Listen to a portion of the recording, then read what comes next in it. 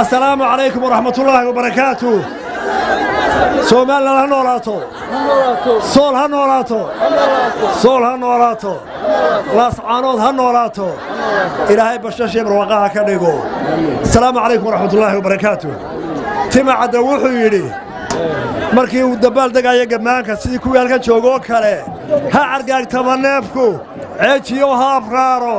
cirka ha isku shareero ha cadaata salaantu laas caano salaantu way ka cadahay soo dhaweeytu way ka cadahay waa maalin jimca ah waa salaadii bayna haysa shirka waa soo koobaynaa bismillaahir rahmaanir rahiim mar labaad waxaynu maanta wada nimid doorashadii baynu galeynaa waxa hadaynu kulmiyanahay waxaynu ku galeynaa koow nabadgeliyo laba waxaynu ku galeynaa midnimada Soomaaliland saddex waxaynu ku galeynaa cadaalad iyo sinaan afar waxaynu ku galeynaa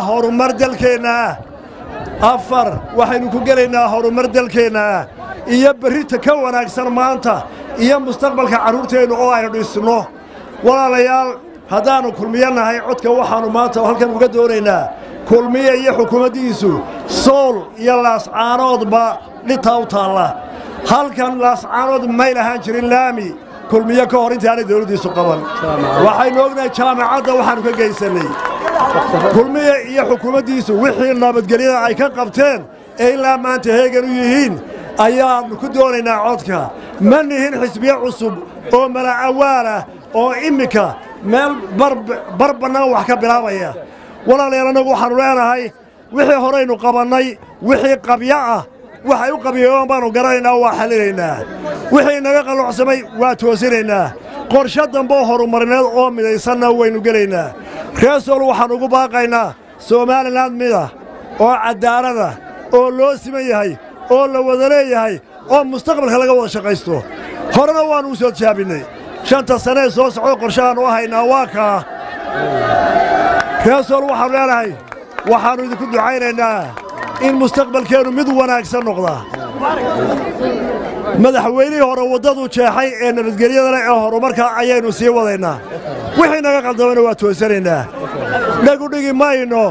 rag imika weel marasita oo waxay ku hadlayaan bay waxaanu yeeli doonaa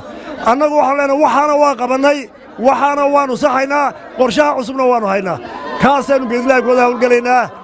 aad iyo aad baan ugu mahadnaqaynaa reesool waa mahadsantihiin salaaddii jimcaha dhow